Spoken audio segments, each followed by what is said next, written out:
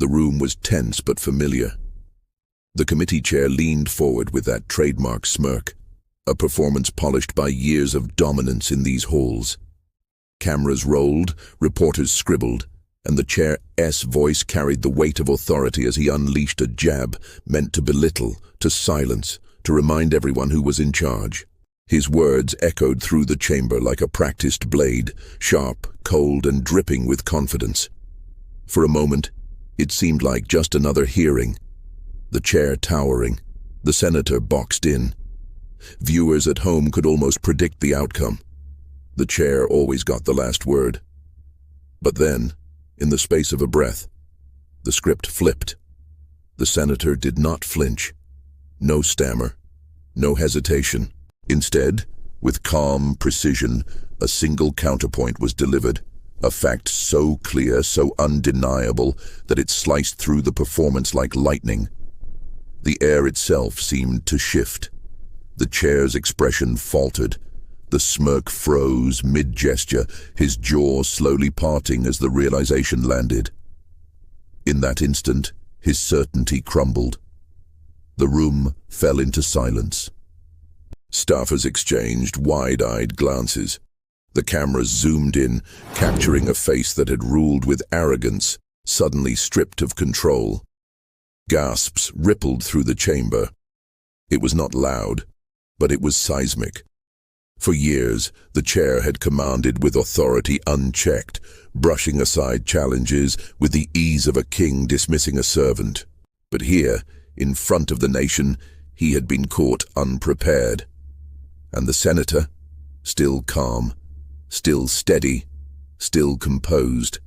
The silence stretched, heavy, almost unbearable, until it became clear. The power in that room had shifted. But the real story is not just that a smirk turned into shock. The real story is why the truth landed harder than anyone expected. The silence that followed the senator's counter was not just an awkward pause. It was a moment that carried the weight of something far larger than one exchange. Because this was not just a hearing. This was a stage. One lit by national television cameras, streamed across countless screens, dissected in real time by millions. The stakes were enormous. This committee session had already been framed as a showdown. The chair, long accustomed to steering proceedings with a heavy hand, had arrived armed with carefully rehearsed lines and the confidence that comes with years of unchallenged dominance. To him, this was business as usual. Control the narrative, deliver a cutting remark, dismiss any dissent with authority. But this time the dynamic was different. The issues on the table were not minor technicalities. They cut to the core of national values, honesty, accountability, and the very credibility of the institution itself. The American public, weary of empty speeches and political theater, tuned in because they sensed that this moment mattered. The chair had a history of brushing aside challenges. Often, those who dared to speak against him were drowned out by his commanding tone, clipped interruptions, and sharp dismissals. His reputation was built on intimidation and rhetorical dominance. And for years, it worked. Few dared to go toe-to-toe with him, but on this day, he was facing a senator who was not playing the old game. The senator had built a reputation not on theatrics, but on preparation and unshakable composure. And while the chair leaned on the comfort of bluster, the senator leaned on something far stronger, facts that had been sharpened into a weapon of truth. Millions watched, aware that this was not simply about one politician versus another. This was about whether arrogance would once again silence integrity, or whether integrity would finally rise and command the room. The anticipation was electric. Social media users live-tweeted every word. News outlets had already primed their headlines, ready to crown another victory for the chair. But there was a quiet confidence in the senator's demeanor that hinted something different was coming. The stage was set. One man relying on years of dominance and swagger, another armed with quiet certainty. The nation waited, caught between expectation and hope, sensing that the exchange to come could change everything. And when the chair delivered his signature jab, the audience thought they knew what would follow. He had done it 100 times before, but what came next would not only shatter his rhythm, it would shatter his image. Because this time, someone was ready to strike back. To understand why the committee chair's collapse felt seismic, you have to understand the man himself, and the empire of arrogance he built over years in Washington. The chair was not new to power. He had spent decades carving out influence, learning the mechanics of control not just within the halls of Congress, but in the public imagination. From the moment he first stepped onto the national stage, his presence was defined by sharp elbows and an even sharper tongue. He mastered the art of the interruption, the smirk that dismissed opponents before they finished their sentence, the cold stare that dared anyone to challenge him. He thrived on dominance. For years, it worked. Witnesses trembled before him, junior lawmakers hesitated to speak, and even seasoned politicians sometimes stumbled when confronted with his performative outrage. Cameras adored his flair. Clips of his zingers circulated online, giving him the illusion of brilliance. His fans called it strength. His allies called it control. His opponents called it bullying. But arrogance, once fed long enough, becomes a crutch, and the chair leaned on it until it became his entire posture. His record was filled with contradictions.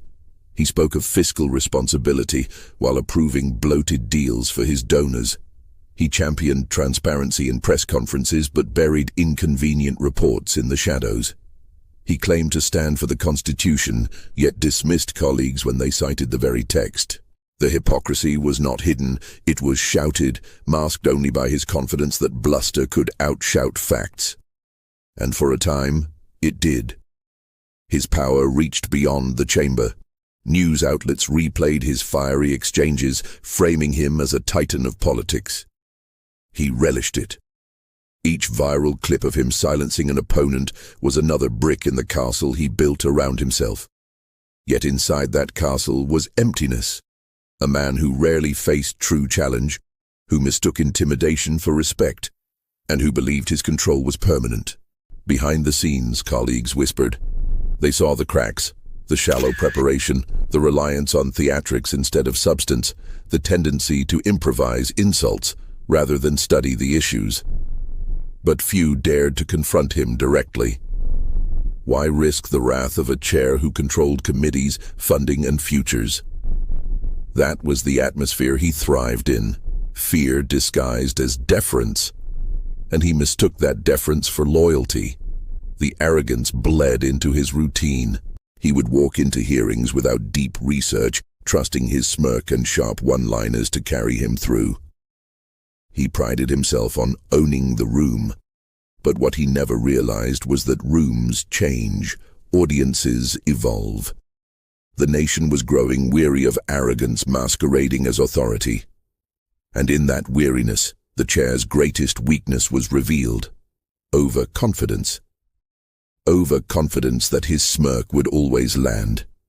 Overconfidence that silence from others meant agreement. Overconfidence that no one would ever strike back with the kind of precision that could shatter his armor. The stage for his downfall had been built long before this viral clip. It was constructed in every moment he dismissed facts, in every jab that mocked instead of reasoned, in every smirk that told the nation he thought himself untouchable. And when arrogance hardens into habit, it blinds.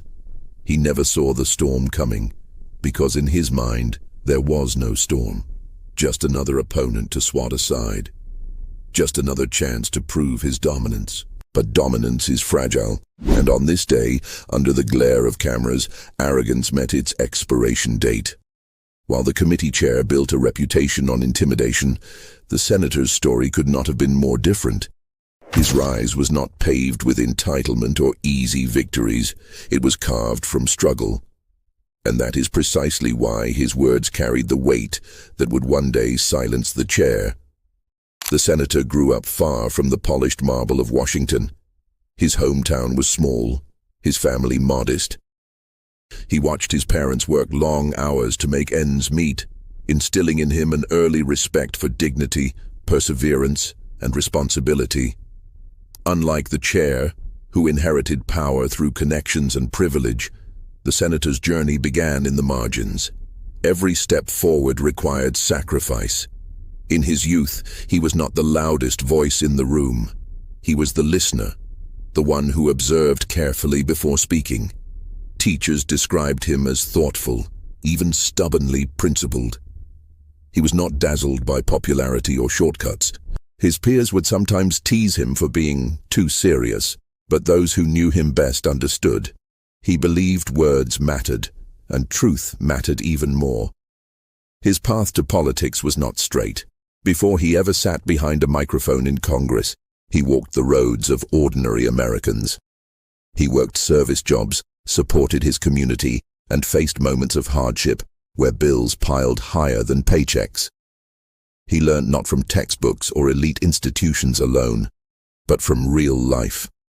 From families like his own who knew what it meant to struggle and survive. When he eventually entered public service, it was not through arrogance, but through necessity. He saw problems that demanded solutions, broken systems, neglected communities, voices that no one seemed willing to hear. He did not chase headlines. He chased answers. And with each campaign, each election, each legislative battle, he carried with him something the chair never had: authenticity. Constituents felt it. He was not speaking at them. He was speaking with them. His words were not rehearsed jabs, but reflections of lived experience. What set him apart most, however, was composure.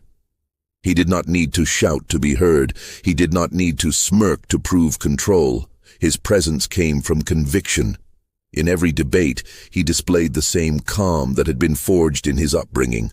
The calm of someone who had faced difficulty, not posturing. Behind closed doors, colleagues noticed. They saw a man who read every page of a bill, who asked hard questions not for theatrics, but for clarity. He was not perfect, but he was principled.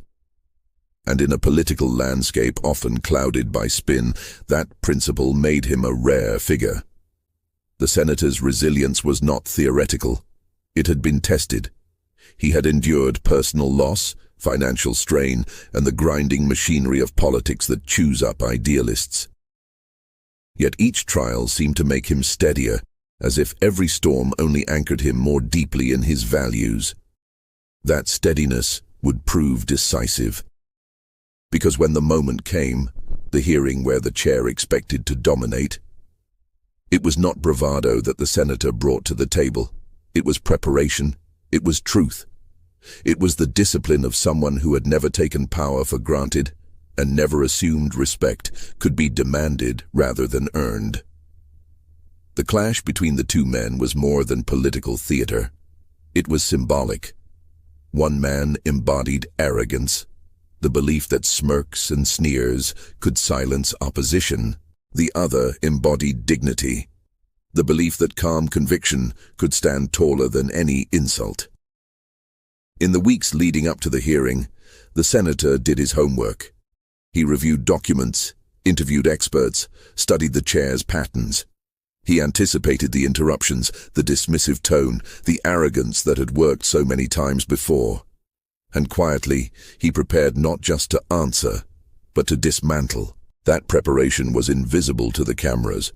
No one could see the hours of late-night reading, the careful rehearsals, the mental catalogue of facts he assembled.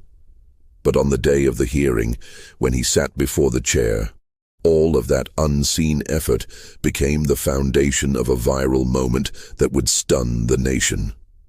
Because while the chair assumed he was facing another intimidated opponent, the senator knew exactly what he was walking into. And he was ready. His life had trained him for this. The long road from obscurity to the Senate chamber had given him perspective, patience, and grit. He understood what arrogance never does, that the truth, when delivered with clarity, has a force no smirk can match. And so, as the room braced for confrontation, the balance of power quietly shifted. Not because the senator raised his voice, not because he mocked or ridiculed, but because he carried with him something stronger than arrogance, lived truth, earned conviction, and the quiet confidence of a man who had been underestimated before and had always found a way to rise. The hearing room was packed, the cameras trained, the air charged with expectation. At the center of it all sat the committee chair, confident, composed in his own way, exuding the arrogance of someone who believed he had already won before the first word was spoken. He leaned back in his chair, his smirk forming as naturally as a reflex.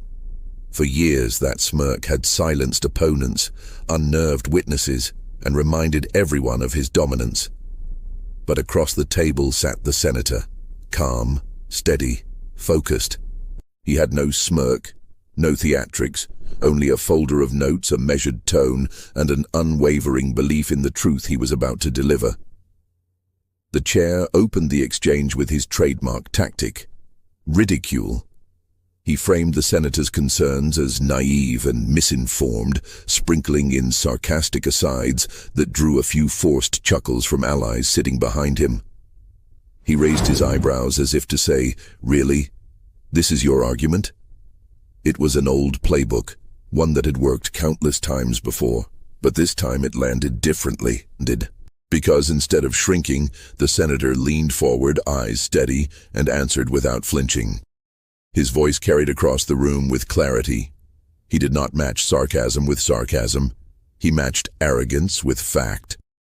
The exchange grew sharper. The chair interrupted repeatedly, cutting off sentences with dismissive waves of his hand. But the senator refused to be rattled.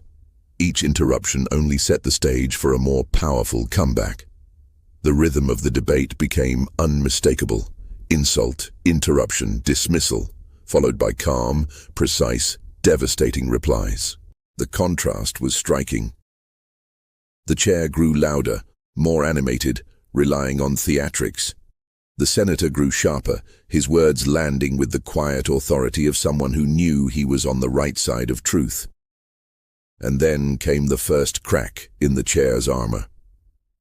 When pressed for evidence to support one of his sweeping claims, the chair fumbled. He dodged, he redirected, he leaned back as if posture alone could fill the gap where proof should be.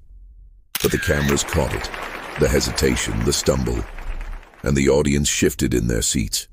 For the first time, the smirk faltered. The senator seized the moment. Without raising his voice, he presented a single, undeniable fact, backed by documents, dates, and witnesses. It was the kind of statement that did not need embellishment. It stood on its own, heavy, irrefutable. The silence that followed was deafening. Even the chair, accustomed to quick retorts, found himself momentarily still. But the battle was not over. The chair, realizing his control was slipping, doubled down. He launched into a fiery speech, trying to overwhelm the room with volume, gesturing wildly, speaking not to convince but to dominate. His smirk returned, but this time it seemed forced, a mask of control, not a display of it. The senator remained unmoved. Each time the chair tried to bulldoze, the senator redirected back to the facts. Each time the chair tried to belittle, the senator elevated the conversation. What once looked like a performance of dominance now resembled desperation. The audience felt it. The tension in the room shifted. The spectacle was no longer the chair mocking an opponent. It was a chair struggling to maintain authority against an opponent who refused to play by his rules. The escalation reached its peak when the chair leaned forward, jabbing a finger, delivering what he believed was his final blow. A carefully rehearsed line meant to end the debate and reaffirm his dominance. He smirked again, confident that the moment belonged to him. But the senator did not flinch. He paused, let the silence hang, and then, with the precision of a surgeon, dismantled the chair's argument in a single piercing statement. The smirk froze. The jaw tightened. And for the first time, the committee chair realized he was no longer in control. The chamber was buzzing, cameras zoomed, and all eyes locked on the two figures at the center of this storm. The committee chair sat forward, still wearing that forced smirk, a mask barely concealing the cracks forming underneath. Across from him, the senator adjusted his papers with deliberate calm. The room felt like it was holding its breath. And then, silence. The chair had just delivered his so-called finisher, a line rehearsed and polished, designed to ridicule. But instead of collapsing under it, the senator let the silence stretch, allowing the weight of the moment to grow unbearable. The smirk on the chair's face trembled. The senator raised his eyes, leveled them with the chair, and began. His voice was steady, not loud, not rushed. He did not need theatrics. He needed only the truth. "You say this is about integrity," the senator began, tone measured. "But integrity does not vanish when you step into this room. Integrity is not about appearances. It is about whether your words match reality. And in this case, they do not." The first blow landed. The room stirred. The chair leaned back, trying to wave it off, but the senator was already moving forward. With precision, he began to unveil a fact, documented, time-stamped, irrefutable. He cited the chair's own previous statements, word for word, recorded for the record. He compared them to the bold claims made just moments earlier. The contradiction was unmistakable. The audience gasped. Reporters in the back scrambled to take notes. Even the cameras seemed to draw in closer, as if hungry for the unfolding drama. The chair tried to interrupt, his voice rising, his hand waving dismissively. But the senator, unshaken, simply held up the document for everyone to see. A physical artifact of the truth. "You cannot argue with your own words," the senator said quietly. It was not just a counterpoint. It was a dagger. The chair faltered. His smirk collapsed completely now, his jaw tightening, eyes darting toward his aides. For years, he had commanded these hearings with bluster, with volume, with intimidation. But in that moment, the tools of arrogance failed him, and the senator was only beginning. He spoke about promises made and broken, policies defended in public but contradicted in private. Each fact was not just information, it was a carefully aimed strike, dismantling the chair's credibility piece by piece. He paced his delivery like a master storyteller, allowing the audience to feel the gravity before landing the next blow. Every pause drew the room deeper into the drama. Every word carried the weight of inevitability. Social validation was immediate. Murmurs swept across the audience. Reporters whispered to each other, their phones lighting up as texts and tweets began to fly. Online, the moment was already becoming a clip in the making. Senator destroys committee chair with his own words.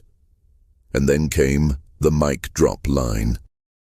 The senator leaned in, lowering his voice just slightly, making the room strain to catch every syllable. "You can mock me. You can interrupt me. You can even try to rewrite your own history. But you cannot escape it. Because the truth does not belong to you or to me. It belongs to the American people. And today, they have seen it with their own eyes." The words hung in the air like thunder. The chair opened his mouth to respond, but nothing came out. For the first time in his career, in a room where he had always reigned supreme, he was left speechless. His jaw dropped, his hand froze mid-gesture, and the smirk was gone forever. The audience erupted. Gasps, scattered applause, the unmistakable sound of people realizing they had just witnessed history. The clip was already destined for virality, but in that moment, no one thought about the cameras. They thought only about the truth they had just seen revealed with devastating clarity. The chair shifted uncomfortably, fumbling with his notes, searching desperately for footing. But it was gone. The senator had not just countered his argument, he had dismantled his entire foundation. Even allies of the chair averted their eyes. The imbalance of power had reversed completely.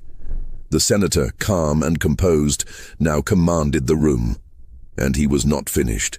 He drove home his point by reframing the entire exchange, moving beyond the petty insults and arrogance to a higher principle. He spoke of dignity in public service, the sacred responsibility of leadership, and the cost of betrayal when words and actions do not align. He reminded the room that these hearings were not about egos or political theater. They were about the people outside those walls, watching, waiting, depending on truth. It was not just a rebuttal. It was a moral takedown. By the time he finished, the chair's silence was deafening. His once powerful presence had been reduced to a shadow. His trademark smirk was gone, replaced by the unmistakable look of a man who had been defeated, not with insults, not with theatrics, but with undeniable truth. The clip would be replayed endlessly. Commentators would call it the moment the senator ended the chair's dominance. Memes would flood social media. Headlines would capture the jaw-drop reaction. But inside that room, the truth was even more powerful than the viral fame that followed. The senator had proven something timeless. Arrogance crumbles, but dignity endures. And in that instant, the committee chair, once untouchable, had been undone. The hearing ended, but the moment was far from over. What happened inside that chamber did not stay confined to its walls. Within minutes, the clip was cut, uploaded, shared, and exploding across every corner of the digital world. On Twitter, hashtags lit up the trending board. Oh, smirk no more. Truth on the hill. Oh, Senator Mick drop. Each one carried with it thousands of retweets, memes, and reactions. Screenshots of the chair's jaw-dropping were plastered across timelines with captions like, "When arrogance meets receipts." On TikTok, edits went viral. Some looped the exact second the smirk vanished, paired with dramatic sound effects. Others turned the mic drop line into a soundtrack remix, blasting across millions of For You pages. The comment sections overflowed with fire emojis, laughing faces, and one phrase repeated endlessly, "He never saw it coming." YouTube commentary channels jumped in within hours. Analysts broke down the exchange frame by frame, pointing out the senator's deliberate pacing, the chair's faltering body language, the shift in power that seemed almost cinematic. Thumbnails screamed, "The moment that changed everything," and "Senator destroys chair in 10 seconds flat." Mainstream news could not ignore it either. Evening broadcasts opened with the clip, anchors replaying the takedown with wide eyes. Panel discussions buzzed with phrases like "unprecedented humiliation" and "turning point in political theater." Even outlets traditionally favorable to the chair struggled to spin the optics.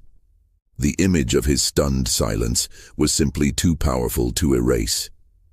But perhaps the most important reaction was not from the pundits or the platforms. It was from ordinary people. Across living rooms, break rooms, and classrooms, Americans watched and felt something stir. For too long, they had seen arrogance dominate, truth brushed aside, and dignity mocked. But in this moment, they saw the tables turn. They saw a leader who stood calmly in the storm and dismantled arrogance without raising his voice. For immigrant families, for young activists, for those who had felt dismissed by power before, it was validation. It was proof that arrogance could be challenged and defeated. Comments poured in. "Finally, someone stood up to him. This gives me hope." That's how you fight back with facts, not fear. The ripple effects only grew. Late-night comedians seized on the footage, replaying the smirk-to-shock transformation with comedic timing, the audience roaring. Editorials were written, praising the senator's calm and contrasting it with the chair's unraveling. Even international outlets picked it up, framing it as a story of arrogance meeting its match. The chair, once a master of viral soundbites, found himself drowning in them.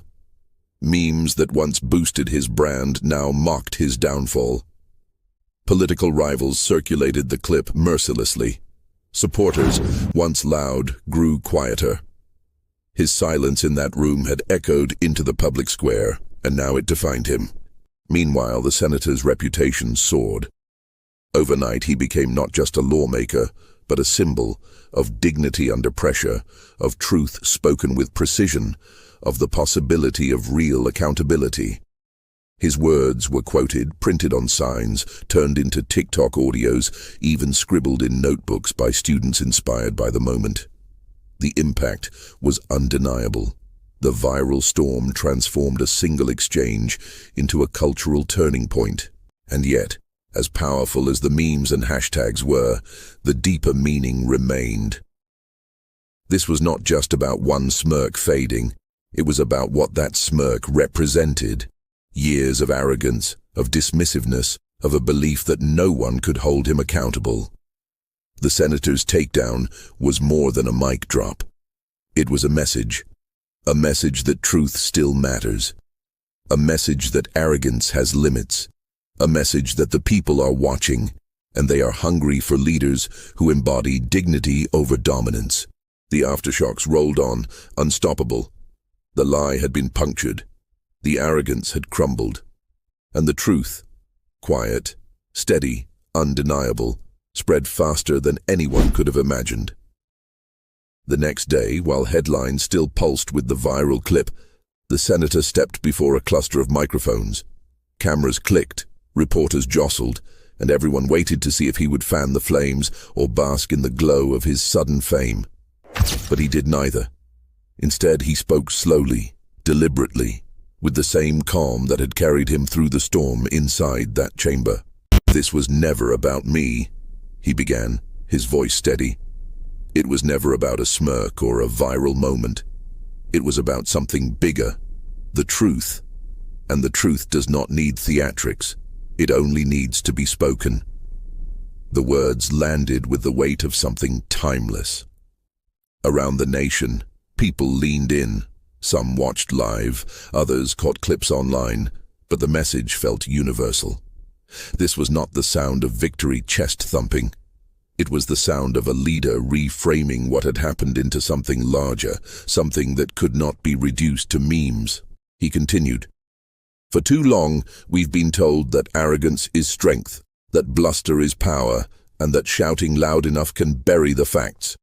But facts don't need to shout. They just need to stand." It was a statement that resonated across divides. Teachers quoted it in classrooms. Editorials printed it in bold. Ordinary citizens shared it in captions and texts, as if holding on to the reminder that dignity can outlast arrogance, even in the loudest rooms. The senator did not name the chair directly. He did not need to. Everyone knew who the words were aimed at. And yet, the lack of direct attack made it more powerful. It was not revenge. It was not gloating. It was principle. He spoke of service, of accountability, of the duty leaders have to uphold dignity in the halls of power. He reminded the nation that democracy is not sustained by those who speak the loudest, but by those who speak the truth. And in that reminder, he elevated the moment from a viral clip to a moral lesson. Viewers who had shared the smirk to shock memes now found themselves sharing these words as well. What began as entertainment had become inspiration. What began as humiliation had become a parable. In homes where cynicism about politics had grown like a shadow, the senator's message cut through. Parents told their children, "This is how you stand up without shouting." Workers shared it with co-workers, saying, "This gives me hope we can still hold them accountable." Even some skeptics, who might have dismissed the takedown as political theater, found themselves acknowledging the resonance of the message, because beneath the drama, there was truth. Simple, steady, unshaken. And then came the line that cemented it all. The powerful can lie. They can laugh. They can smirk. But they cannot escape the truth forever. The chamber had been stunned by silence the day before. Now the nation was stunned by clarity. In a time when so much of public life feels polluted by noise, the senator had shown the power of calm conviction. He had shown that dignity does not shout, And the truth, when spoken clearly, can cut deeper than any insult ever could. The moral was unmistakable. Arrogance has an expiration date, but dignity endures. And in that instant, America remembered the truth is not fragile. It is patient, and when it finally arrives, it changes everything. The story began with a smirk, a look of unshakable arrogance, the kind that had too often gone unchallenged. But it ended with something far more powerful. Silence.